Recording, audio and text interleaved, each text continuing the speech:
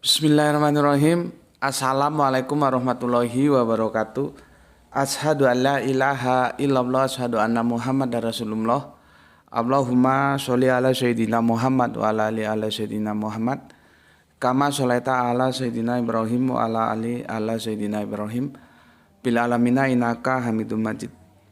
Sebelumnya kita panjatkan dahulu doa kepada Gusti Allah Agung untuk saudara-saudara kita yang telah memberikan sholawatnya kepada channel dakwah ini, sehingga channel ini dapat dengan setia eksis hadir dalam ruang-ruang diskusi dimanapun kalian berada. Tentu dengan sebuah harapan, insya Allah sholawat itu akan menjadi catatan langit amal soleh bagi mereka dan keluarganya kelak, dan insya Allah akan terbalaskan dengan balasan yang lebih baik lagi.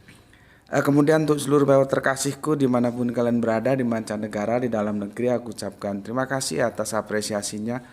Semoga selalu always dan tidak pernah never, tetaplah bertumbuh menjadi satu pribadi tangguh yang anti skip dan anti download, ya.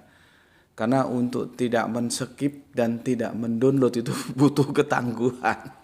Ya, biasanya orang refleks langsung di skip, langsung di download.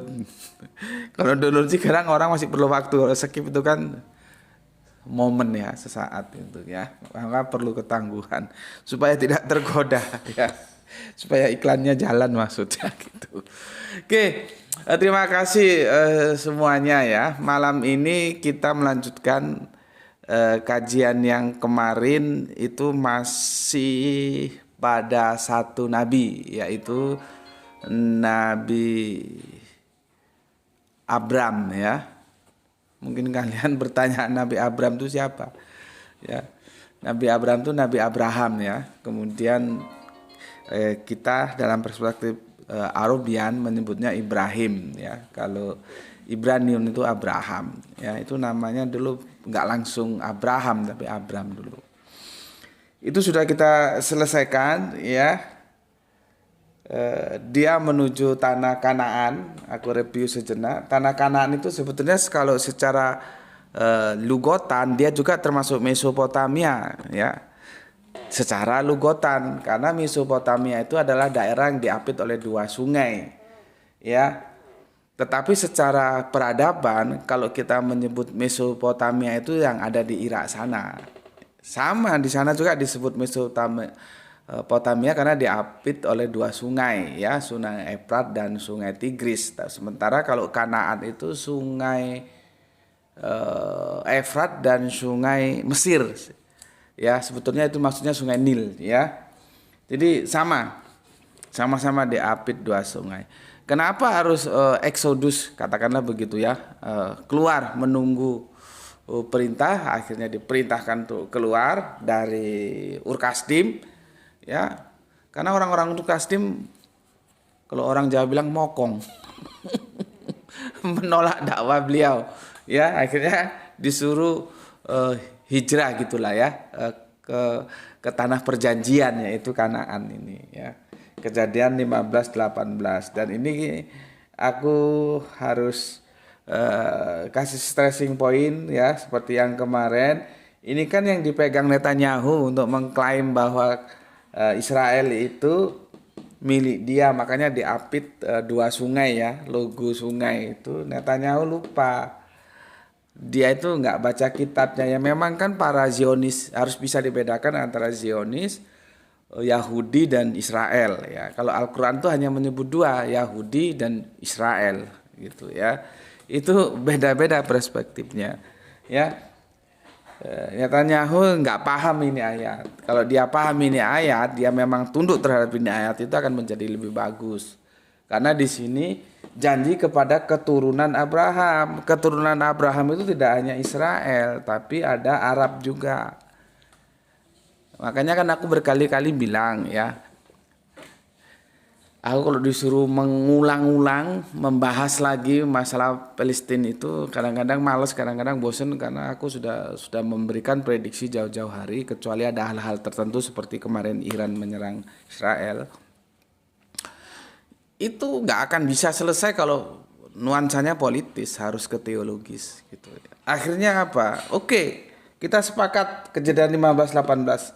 Tapi harus taat terhadap itu teks.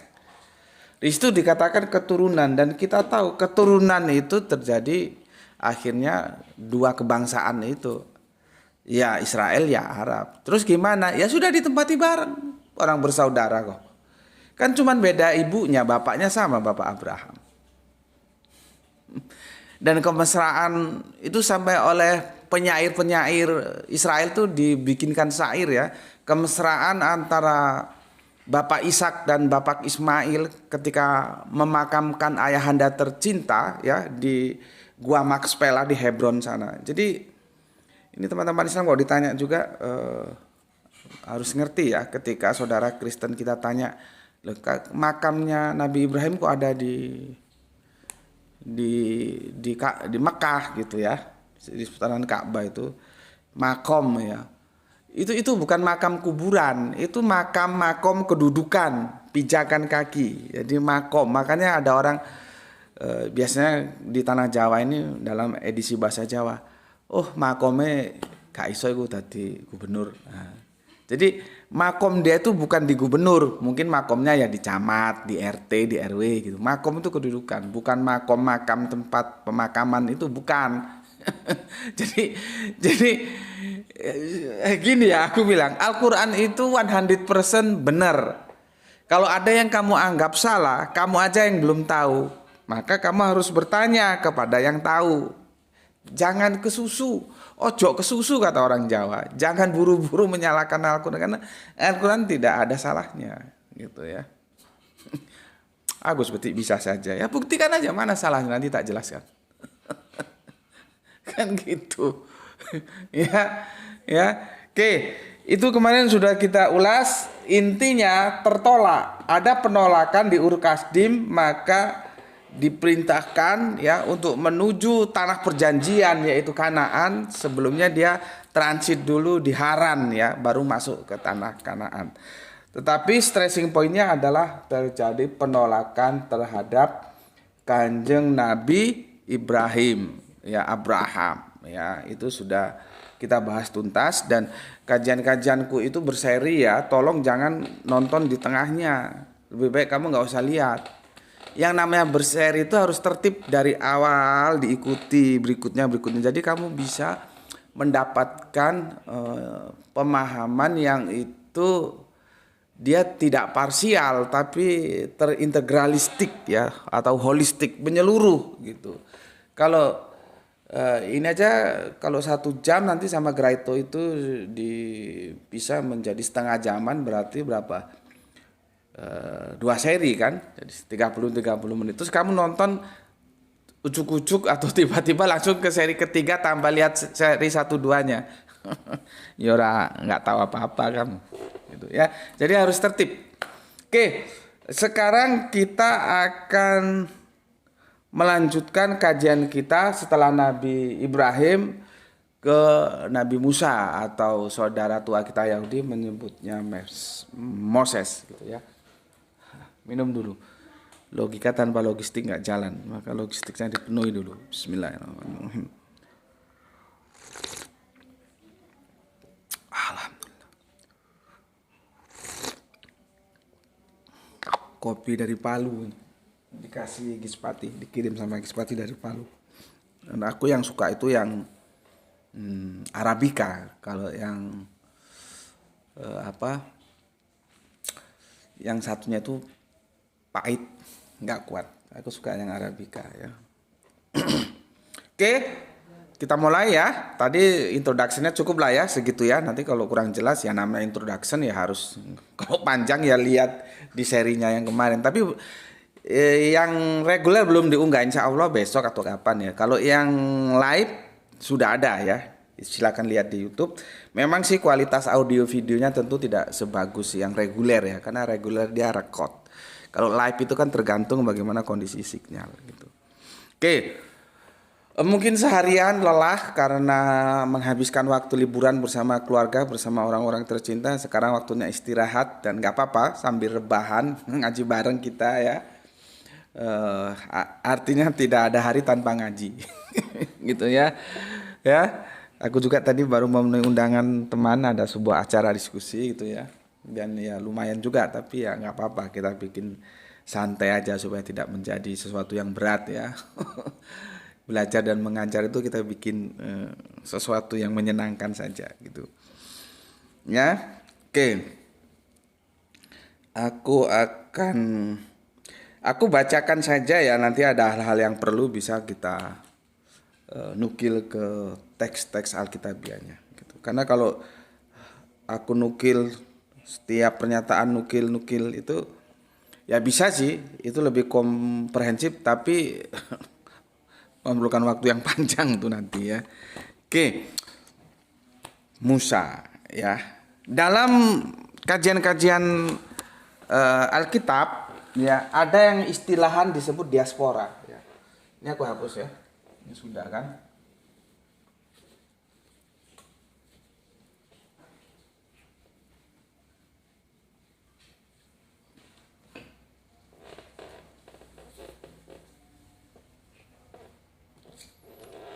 Diaspora.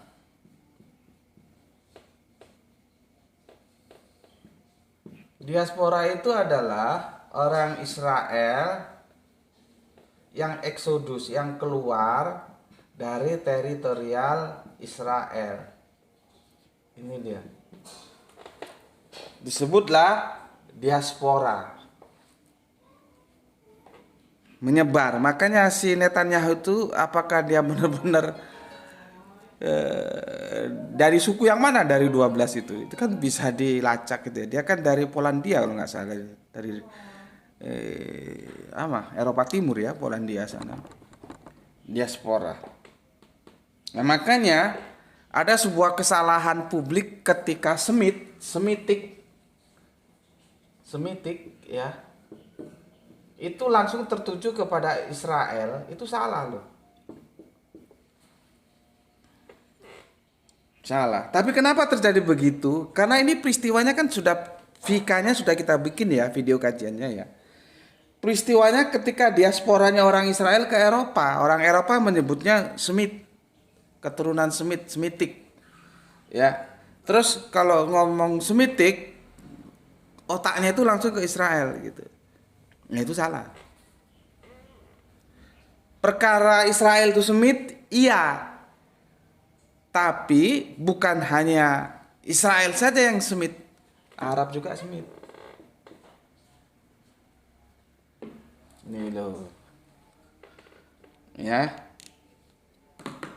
Kenapa dulu yang disebut Israel? Karena yang menjadi objek pembicaraan itu Israel ya. Maka ada istilah anti-Semit gitu ya. Anti-Israel, orang-orang dulu itu nyebutnya. Padahal ya Israel Semit, tapi Semit tidak hanya Israel karena Arab juga Israel. Nah, Semit gitu ya. Oke. Bismillahirrahmanirrahim.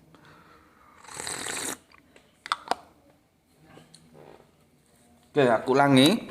Diaspora itu adalah orang-orang Israel yang itu ada di luar teritorial Israel. Diaspora itu ya. Maka Kanjeng Nabi Musa itu termasuk diaspora, ya. Kanjeng Nabi Musa itu diaspora. Karena apa? Beliau lahir, ya, itu di Mesir, ya. Kanjeng Nabi Musa atau Moses, ya, itu di Mesir. Ketika Mesir dikuasai oleh Fir'aun. Ini aku cerita saja ya. Nanti kalau tip ayat seperti yang aku bilang tadi, ya panjang itu kutipan ayat-ayatnya. Ya, aku cerita saja ya. Jadi Kanjeng Nabi Musa itu, kan ini Bani Israel Kanjeng Nabi Musa ini. Dari suku Lewi dia. Ya. Perpuluhan itu kalau kita mau menerapkan perpuluhan itu sebetulnya hanya bisa diterima oleh suku Lewi. Suku lain tidak boleh. Jadi ada 12 suku, si Lewi ini hanya, you gak usah kerja deh. Lu ngurusi bait Allah aja. Biar kami yang kerja. Nanti urusan lu tanggung jawab kami. Kami akan memberikan perpuluhan, 1/10 dari pendapatan kami untuk kamu. Nah, itu awal ceritanya. Suku Lewi. Makanya dalam dunia kekristenan terkini, dalam lingkup aturan main saudara Kristen kita, itu ada yang masih menerapkan perpuluhan, ada yang tidak. Ya, mereka punya cara pandang masing-masing gitu ya. Tidak semuanya masih menerapkan perpuluhan, tidak semuanya juga yang sudah tidak menerapkan perpuluhan. Jadi pendetanya itu digaji oleh lembaga gitu ya, tidak lagi perpuluhan ya. Itu nanti bisa kita kaji di lain waktu lah ya, kalau memang diperlukan. Kalau enggak ya enggak usah gitu. Jadi intinya yang mau aku sampaikan, Kanjeng Nabi Musa itu adalah diaspora, garis keturunannya Lewi. Ya, Lewi. Jadi starting point kenabiannya itu dari Mesir dimulai. Bismillahirrahmanirrahim. Ya, ketika bangsa Israel menjadi bangsa yang dibudakkan di tanah Mesir. Jadi di tanah Mesir juga begitu, di Babel juga begitu, ya. Itu nasib mereka. Mungkin itu yang perlu aku sampaikan ya. G. Nabi Musa pernah mengalami penolakan saat berdakwah, terutama dari Fir'aun dan kaumnya. Meskipun demikian, ia tetap menjalankan perintah Gusti Allah Agung dengan sabar dan penuh keyakinan. Ya. Ini menjadi polemik juga karena banyak kalau kita dengar ya pendapat-pendapat yang mainstream mengatakan semua nabi itu untuk kaumnya. Tadi tidak universal. Ya. Tidak universal. Hanya Kanjeng Nabi Muhammad sajalah yang universal. Itu loh ya. Jadi Kanjeng Nabi Muhammad itu untuk seluruh manusia. Sementara nabi-nabi sebelum Kanjeng Nabi Muhammad itu ya senior-seniornya, mas-masnya, kakak-kakaknya, pendahulu-pendahulunya itu tidak general, tidak universal, hanya untuk kaumnya, bangsanya sendiri. Gitu. Yang beredar kan begitu kalau kita lihat kajian-kajian itu. Ya, menurut kamu itu benar atau salah gitu?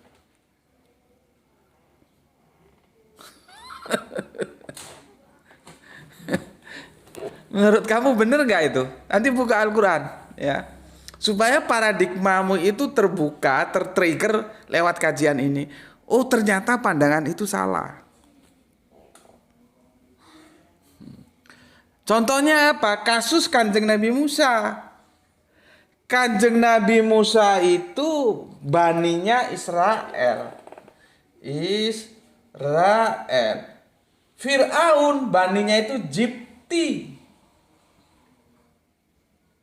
Nggak tahu bener apa nggak tulisannya Jipti ini ya.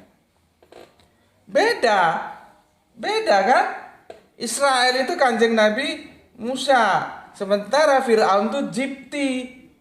Nah kalau kita baca Al-Quran, Kanjeng Nabi Musa diperintahkan berdakwah kepada Fir'aun. Maka pendapat mainstream yang mengatakan nabi-nabi terdahulu itu bersifat lokal, ya, yang hanya untuk umatnya, bangsanya, ya, tidak general, itu mentah, runtuh, nggak bisa dipertahankan secara akademis karena Al-Quran nggak bilang begitu. Buktinya apa? Kanjeng Nabi Musa yang notabene Israel diperintahkan berdakwah kepada Fir'aun yang notabene Jipti. Gitu loh. Wah ini anti mainstream ini. Iya memang. Ya, makanya ya aku mengatakan ya sebagai salam kita untuk tadi yang belum sempat aku ucapkan, salam Isra, Islam rasional. Jadi Isra itu Islam rasional, itu kelompok kajian kami, di mana kita mengembangkan rasionalitas kita untuk memahami kitab suci. Enggak katanya, enggak begitu. Bagi kami enggak berlaku katanya. Apa kata teks? Apa kata kitab suci? Apa kata firman? Apa kata wahyu? Begitu. Kan wahyu, firman, kitab suci mengatakan Israel yang notabene berbeda dengan Jipti. Musa itu Israel, Fir'aun itu Jipti. Tapi Musa disuruh berdakwah kepada si Fir'aun yang Jipti. Musa yang Israel diperintahkan berdakwah kepada Fir'aun yang Jipti. Berarti pemahaman yang mengatakan bahwa nabi-nabi terdahulu itu hanya untuk umatnya, kaumnya, bangsanya, tidak general, itu kan runtuh. Gitu loh. Ya. Tapi kalaupun nanti ada nabi yang dia spesialis untuk bangsanya, ya nggak apa-apa, coba kita lihat nanti. Artinya dia tidak untuk seluruh bangsa. Dan itu kan harus dilihat kasuistis, nggak bisa di general, nggak bisa. Itulah perlunya kita belajar statistik, ya, sehingga kita bisa memilah-milah duduk permasalahannya gimana nih, gitu ya, supaya summary-nya itu, kesimpulannya itu nggak salah, ya, ngambil kesimpulannya nggak salah. Oke, aku lanjutkan. Penolakan Fir'aun, ya, menolak dakwah Kanjeng Nabi Musa karena merasa dirinya adalah Tuhan dan tidak ingin adanya yang menyaingi kekuasaannya. Ini juga bermasalah. Ya, bermasalah. Nih aku jelaskan, ya. Karena terjemahannya semua jadi Tuhan gitu ya. Rob jadi Tuhan, Ilah jadi Tuhan. Ya, Depak menerjemahkannya begitu. Ya. Kan Ilah, ya, Rob itu sama-sama diterjemahkan jadi Tuhan. Ya. Kalau kita baca terjemahan Depak Al-Quran, Ilah dan Rob itu sama-sama. Ilah ya jadi Tuhan, Rob ya jadi Tuhan. Ini kekacauan terjemahan memang. Makanya jangan sampai kalian menjadi korban terjemahan. Kalian harusnya bangga loh, ya, sebagai umat Islam punya Al-Quran, original teksnya ada, punya terjemahan Al-Quran. Dan lebih dimudahkan kan. Coba nasib saudara kita Kristen, mereka tiap sehari-hari megang terjemahan kitab suci. Itu loh. Yang dipegang itu bukan kitab suci, tapi terjemahan kitab suci. Kalau kita pakai, ya, kerangka berpikir akademis, terjemahan kitab suci itu bukan kitab suci. Gitu loh. Kalian tuh disuguhi dua-duanya, punya kitab sucinya, punya terjemahan kitab sucinya, punya. Tapi kalau nggak ngaji tetap saja goblok.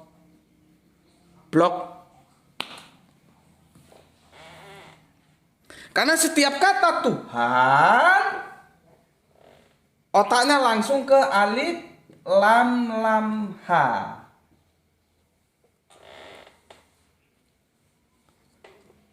Padahal Tuhan itu terjemahan dari Rob. Rob itu bisa pengayom, pelindung, pembimbing, pengasuh. Tidak otomatis alif lam ha. Apa yang perlu aku sampaikan? Fir'aun tidak pernah mengklaim dirinya sebagai alif lam ha.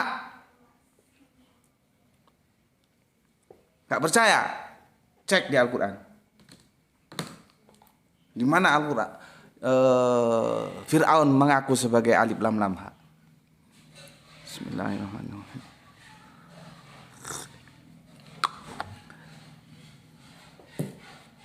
Teman-teman TikTok, tap-tapnya jangan stagnan ya, jangan berhenti, nanti oleh mesin TikTok dianggap pasif, dirungkat nanti. Berapa tuh tap-tapnya tuh? 1000? Alhamdulillah ya, semoga terus di tap-tap Mas ya. Karena kita berhadapan dengan mesin itu kerjanya sebagaimana dia diprogram gitu. Aku ulangi lagi ya, Fir'aun itu tidak pernah mengklaim dirinya sebagai alif lam lam ha, sebagai Allah. Dia mengklaim sebagai Tuhan. Sementara cara pandang kalian, Tuhan itu langsung otomatis merujuk kepada alif lam lam ha ini. Karena kalian nggak tahu bahwa Tuhan itu berasal dari Rob. Rob itu pelindung, pengayom, pengasuh, apalagi.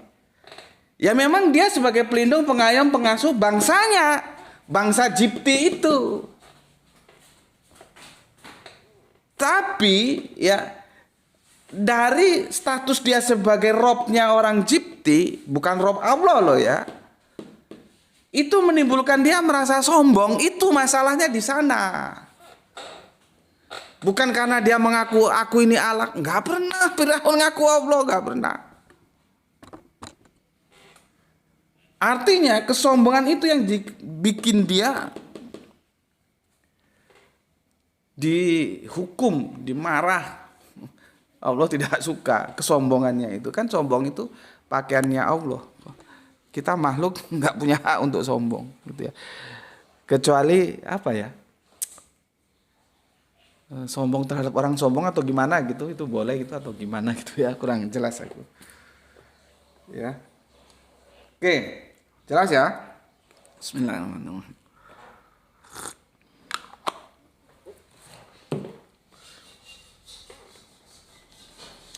Oke, penolakan Fir'aun ya, menolak dakwah Nabi Musa karena merasa dirinya adalah Tuhan dan tidak ada yang menyaingi kekuasaannya. Dia yang berkuasa. Jangan ada berkuasa gue, ngapain lu dakwah ke gue? Gitu loh. Ya. Dia penguasa Mesir, dia yang sebagai pengayom pelindung rakyat Mesir. Tiba-tiba di Mesir ada orang mendakwai dia. Dia bilang, oh siapa lu mau dakwah sama gue? Kan gengsi dia. Gengsi itu kesombongan, dan itu yang Allah tidak suka. Jadi bukan karena dia mengaku sebagai Allah, nggak ada, nggak pernah. Sebagai Tuhan iya, tapi kalian ngerti nggak Tuhan itu apa? Beda ya sama mainstreamnya, memang beda. Oke, pelan-pelan aku baca, ini sudah aku ringkas ini ya. Jadi menolak lah ya dakwahnya Fir'aun ya. Fir'aun menolak dakwahnya Kanjeng Nabi Musa ya, ditolak dengan siapa lu mau dakwain gue, gitulah kira-kira ya. Begitu juga pengikutnya, begitu juga rakyat-rakyatnya, begitu juga masyarakatnya, orang yang dalam kekuasaan Fir'aun, yang mengikuti Fir'aun. Kan ada dalam otoritas Fir'aun. Artinya apa?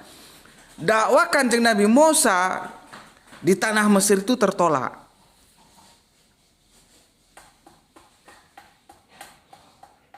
Gitu loh.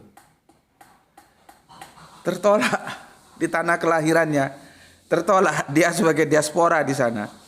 Kanjeng Nabi bukan Kanjeng Nabi Ibrahim di tanah kelahirannya di Urkasdim tertolak. Jadi itu sesuatu yang sunnah Nabi. Kalau lu nggak mau tertolak, dakwah nggak mau tertolak, lu tidur aja nggak usah dakwah. Gitu. Ya, oke. Jadi karena Fir'aunnya menolak, maka semua jajaran dari mulai para menteri, pembesar-pembesarnya sampai rakyatnya yang menolak ya. Tapi bagaimana sikap Kanjeng Nabi Musa ya? Meskipun menghadapi penolakan, Nabi Musa terus tetap sabar dan terus berdakwah, bahkan meminta bantuan Nabi Harun sebagai pendampingnya. Jadi kalau di Alkitab itu ya, Kanjeng Nabi Musa itu sebagai Allah. Nah, ini hati-hati. Hati-hati ya. Dan Harun sebagai nabi gitu. Ini hati-hati ya. Karena bahasa-bahasa itu harus kita pahami menurut budaya di mana bahasa itu tumbuh. Sedangkan kita megang terjemahan. Jangan terus kamu anggap orang Yahudi itu menyembah Musa karena dia Allah, nggak begitu. Ya, nggak begitu ya. Akhirnya diperbantukan saudaranya Harun. Ya. Oke. Mukjizat ya, banyak mukjizat. Bagaimana kita memahami mukjizat itu diskusinya panjang ya. Yang tongkat yang bisa berubah menjadi ular, yang membelah laut. Laut itu banyak loh ya. Jangan terus otakmu kalau laut itu pasti berair. Lautan manusia itu apa ada airnya? Makanya yang dibelah itu laut yang mana? Gitu. Nanti coba kamu buka peta antara Mesir dan Israel itu ada laut nggak? Nanti kalau laut merah itu apa nggak muter dia? Coba kamu lihat peta ya, supaya kamu nanti terbimbing laut apa yang dibelah itu, ya. Oke, tapi itu nanti ya, karena itu nanti diskusinya panjang dan berantemnya asik gitu. Berantem pemikiran maksudnya ya. Oke, tongkat juga begitu ya. Oke, kisah Nabi Musa mengajarkan tentang pentingnya kesabaran, keteguhan dalam menyampaikan ajaran meskipun menghadapi tantangan dan penolakan. Tuh, di anu tuh, di cas. Ini. Sebentar untuk yang di live YouTube casnya langsung aja, nggak usah pakai itu. Kalau bisa langsung aja, ya. Langsung aja itu aku persiapkan itu, ya. Nah itu. Oke, aku mau sedikit menjelaskan. Kenapa Kanjeng Nabi Musa itu ya minta dibantu oleh saudaranya itu Harun. Kalau dongeng, ini dongeng loh ya. Kanjeng Nabi Musa itu kan namanya dongeng juga.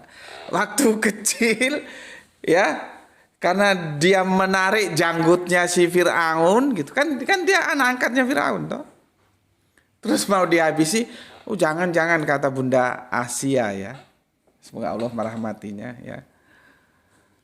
Ini namanya anak kecil ya, dimaklumi saja. Terus dikasihlah api, dikasih apel kira-kira gitu ya. Yang diambil oleh Kanjeng Nabi Musa api ya. Lihat itu anak kecil manggil api ya. Ditelan terus akhirnya lidahnya keluh. Ya, lidahnya keluh karena terbakar terus nggak bisa ngomong. Ya kalau cerita itu kita sampaikan kepada anak-anak kita dalam perspektif dongeng, ya nggak apa-apa lah. Tapi kalau kalian sudah pada, kata orang Jawa, gerang daplok, sudah pada gede dan memahami kisah-kisah Qur'ani dari perspektif dongeng, ya janganlah. Ya janganlah. Al-Quran kok didekati dengan dongeng ya. Kalau kamu sudah bukan anak-anak lagi. Kalau anak-anak kita masih ngaji turutan, kalau aku bilang turutan ya, Iqra, dikasih cerita itu ya nggak apa-apa. Lah kamu sudah gede, sudah dewasa kok masih percaya dongeng, ya nggak begitu sebetulnya ya. Dan itu nanti akan aku jelaskan. Sebetulnya sih sudah pernah aku sampaikan, cuman dia dalam sebaran video entah ada di mana gitu ya. Tidak dalam satu video, satu video kajian khusus untuk membahas itu, enggak. Maybe sometime ya nggak apa-apa lah kalau memang perlu ya. Jadi Nabi Musa tidak bisa bicara untuk menghadapi Fir'aun, itu benar. Yang maka minta bantuan saudaranya Nabi Harun. Tetapi tidak bisa bicaranya itu karena apa? Nah, itu kan perlu diselidiki dulu. Sementara dongeng mengatakan karena menelan bara api gitu. Ya, nggak begitu ya, nggak begitu. Nanti kapan-kapan kita bisa bikin fikahnya tersendiri ya. Kalau Nabi Harun dia lancar ngomong kepada Firaun gitu ya. Oke. Sekarang kita lihat tinjauan Alkitabnya ya, yang menjelaskan penolakan dakwah Kanjeng Nabi Musa itu ada di Keluaran 4 10 sampai 17 dan Keluaran 6 sampai 12. Ya. Ini yang bagus ya.